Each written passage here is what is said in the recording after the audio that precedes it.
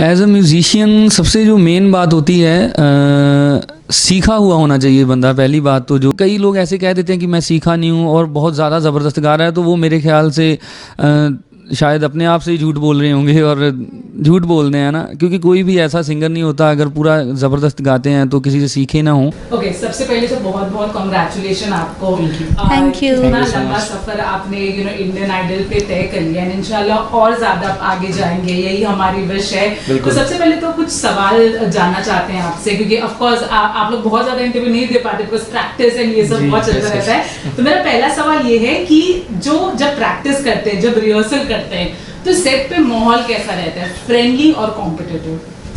Obviously friendly. हाँ, क्योंकि हमारा सेट पे बहुत ही अच्छा माहौल रहता है और इधर हम सभी यही बिलीव करते हैं कि इधर मुझे शिवम से या नवदीप से या किसी और यहाँ कंटेस्टेंट से मुझे कंपटीशन नहीं है। मेरा कंपटीशन मेरा खुद से है। सबका यहाँ कंपटीशन सबके अपने आप से है। सभी यही कोशिश कर रहे हैं कि अभी जो गा रहे हैं इसके नेक्स्ट मोमेंट में इससे अच्छा गाना है। तो सबका आपस में ऐसा एक बिटर काइंड ऑफ कंपटीशन नहीं है। सब में बहुत ही अच्छी फ्रेंडशिप है कि अगर नवदीप को लगे कि अच्छा मुझे ये वाला ठीक करना चाहिए तो ये मुझे बोलेगा कि अच्छा संचारी तुम्हें ये वाला ठीक करना चाहिए या ऐसे। तो हम सभी एक दूसरे को बहुत अच्छा एक दूसरे को ये करते हैं। नदीर, आपसे जानना चाहेंगे, आपकी परफॉर्मेंस हो या किसी और की परफॉर्मेंस हो, आपके दिल को सबसे ज़्यादा क्या छूता है? लिरिक्स छूता है या वॉइस छूती है?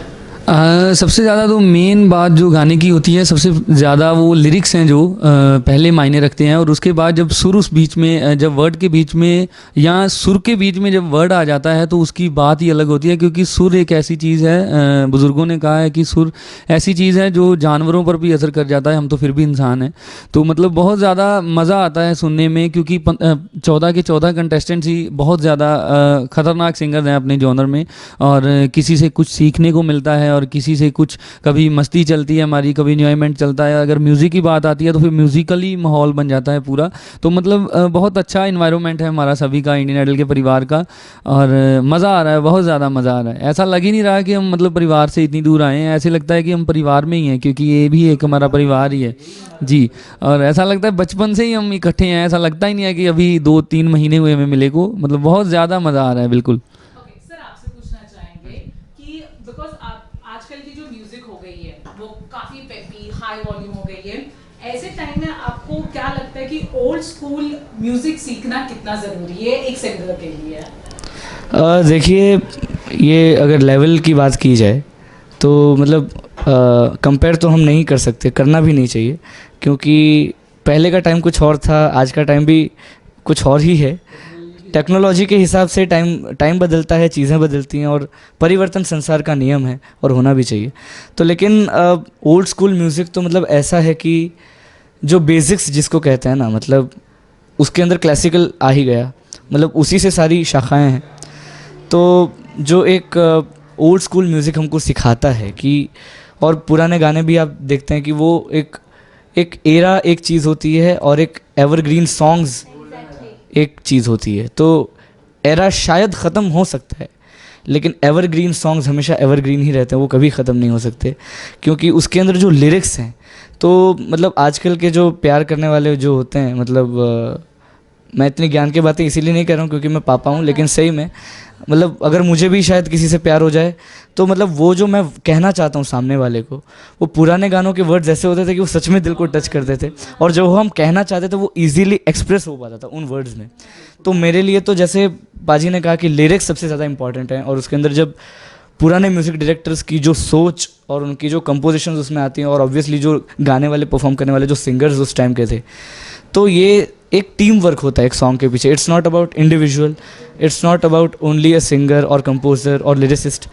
आप कितना भी अच्छा लिख लें, अगर कंपोजिशन सही नहीं है तो शायद वो इतना गाना हिट होता नहीं है। जो इसके काफ़ी सारी एग्जांपल्स हैं जिसको हम कॉम्प्लीमेंट करता है। बिल्कुल, और अंडररेटेड। और आज की, और मतलब जो सबसे बेस्ट बात है कि हमारे इंडियन क्लासिकल म्यूज़िक के साथ जब वेस्टर्न क्लासिकल म्यूज़िक जुड़ता है तो फिर मैजिकल होता है। मतलब फिर वो तो एवरग्रीन सॉन्ग्स एवरग्रीन रहते हैं, कहने का मतलब।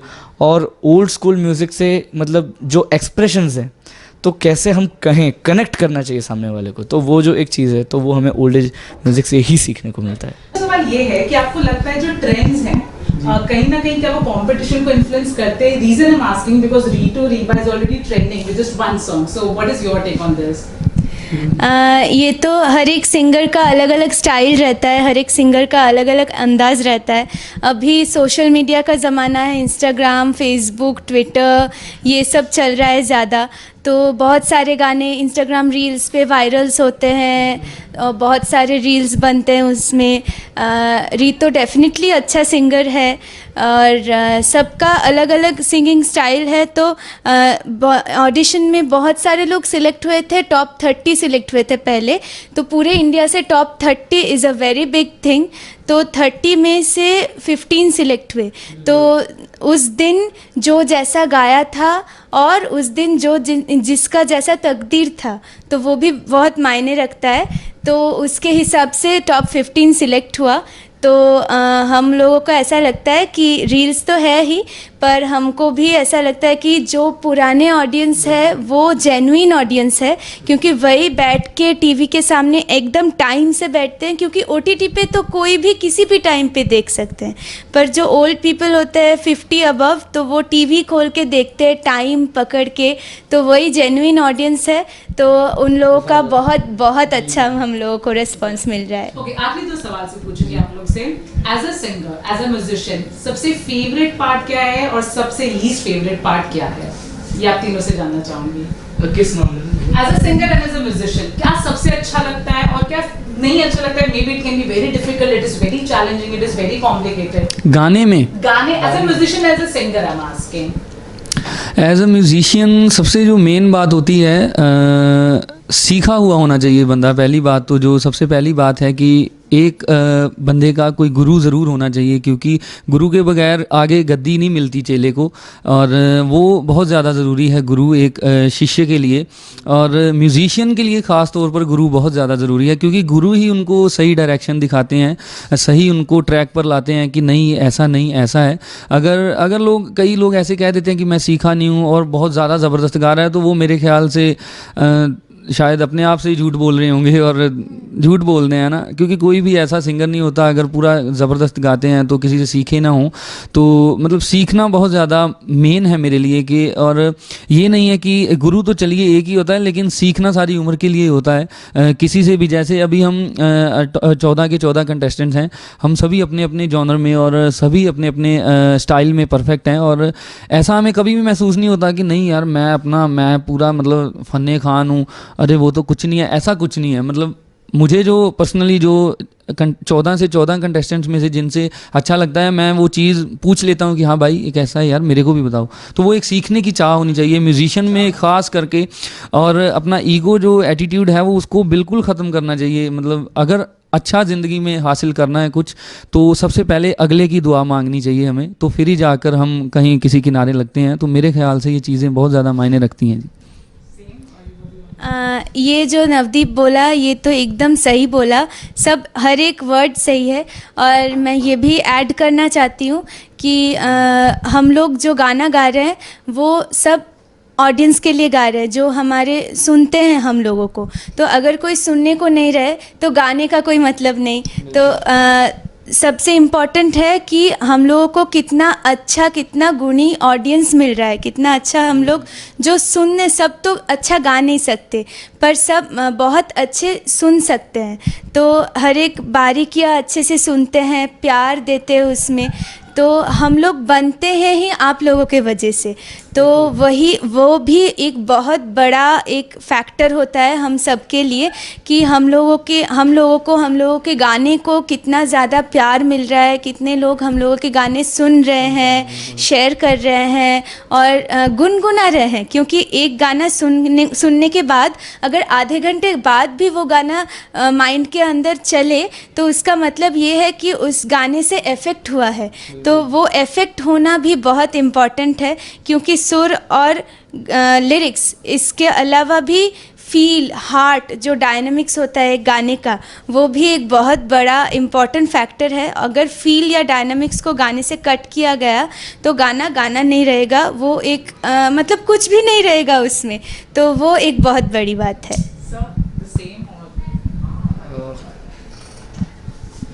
बिल्कुल, मेरे दोनों ही फ्रेंड्स ने बिल्कुल सही बात कही है। और मेन चीज़ जो है कि मतलब म्यूज़िक, अगर हम गुरु की बात करें तो कुछ लोग, मेरा पर्सनली ऐसा मानना है कि गुरु के बगैर कुछ है ही नहीं। और कभी कभार क्या होता है कि किसी के अंदर एक टैलेंट छुपा होता है, उस टैलेंट को जो समझता है, जो देखता है, मतलब कहते हैं ना कि हीरे को जो परखते हैं, जो जौहरी परखता है, तो वो टैलेंट को जो परखे, तो एक इंसान जो सीखने वाला भी बहुत ज़्यादा इम्पोर्टेंट है। सीखने वाला कहीं से कुछ भी सीख सकता है जो उसको सीखना है, और एम्बिशन बिल्कुल क्लियर होना चाहिए। और जहाँ तक कि म्यूज़िक की बात है, तो जैसे संचारी ने कहा कि ऑडियंस भी इम्पॉर्टेंट है, लेकिन मुझे भी लगता है कि ऑडियंस को भी हम ही लोग बनाते हैं अपने म्यूज़िकल एनवायरनमेंट की वजह से। क्योंकि अगर कंटेंट अच्छा है तो सभी लोग लाइक करेंगे। अगर, क्योंकि आप आज भी एवरग्रीन सॉन्ग सुने तो उसके अंदर वो एक लिरिक्स की बात है, अगर मुझे लगता है कि वो टाइम की बात तो है ही, एरा तो ऑब्वियसली है, लेकिन अगर वो सॉन्ग आज भी बने होते तो लोग शायद उतना ही लाइक करते, क्योंकि वो सारी चीज़ें उसके अंदर खूबसूरती छुपी हुई है, जीवन की जो छोटी छोटी प्यार भरे किस्से जो पहले के गाने में हमको सुनने मिलते थे, तो वो छोटी छोटी चीज़ें जो कमी आज खलती है, तो वो सारी चीज़ें, उतने गुणी सिंगर्स होते थे जो अपनी जिम्मेदारियों को अच्छे से समझते थे। क्योंकि आज ऐसा हो गया कि सब लोग मल्टीटास्किंग होना चाहते हैं, जो कंपोज़र हैं वो गाना चाहते हैं, गाने वाले म्यूज़िक देना चाहते हैं। बिल्कुल होना ही चाहिए, आपको नॉलेज हर चीज़ का होना चाहिए, लेकिन एक जो चीज़ है, एक जगह पे फोकस्ड रहना चाहिए कि अगर मैं सिंगर हूँ तो मैं एज अ सिंगर ही अपने आप को देखता हूँ, और चीज़ें बनाऊँगा तो मैं 100 लोगों की राय लूँगा, लेकिन मेन मेरा विषय जो है वो सिंगिंग है। तो इसको एक्सेप्ट करना और समझना अपने आप में बहुत बड़ी बात है।